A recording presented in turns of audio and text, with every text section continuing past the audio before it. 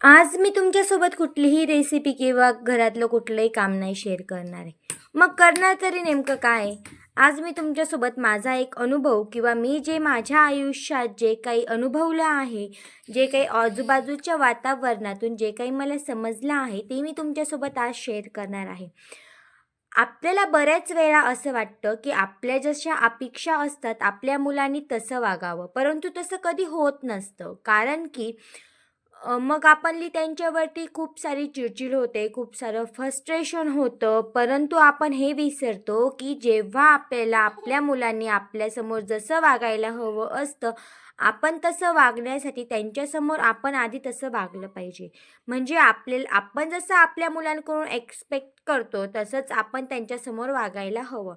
For example, जर आपण त्यांच्याकडून एक्सपेक्ट करत असू, की जेवण करताना मोबाईल किंवा टीव्ही बघायचा नाही आणि आपण स्वतःही ते करत असू, तर मुलं आपल्याकडून काय शिकतात हेही तेवढंच महत्त्वाचं आहे ना.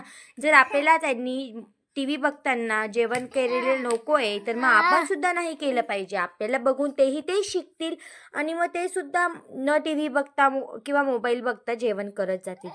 सांगायचं तात्पर्य एवढंच, की आपल्याला आपल्या मुलांकडून जे काही त्यांनी करावं असं वाटतं, तर ते आपण आधी त्यांच्यासाठी केलं पाहिजे. आपण जर ती गोष्ट केली, आपण जर ती गोष्ट आपल्या आचरणात आणली, तरच मुलांकडून ती गोष्टीचा आपण हे करू शकतो. नाहीतर बऱ्याच पालकांना मी बघितलेलं आहे, स्वतः ते त्या गोष्टी फॉलो नाही करत आणि मग मुलं असं करतात, तसं करतात म्हणून त्यांना रागवत असतात. परंतु मोठ्यांचं अनुकरण लहान करतात. आपण हे कायम म्हणत आलेलो आहोत. तर मग जशा मोठ्यांच्या चांगल्या सवयींचं अनुकरण लहान मुलं करतात, तसंच मोठ्यांच्या वाईट सवयींचं सुद्धा अनुकरण लहान मुलं करत असतात.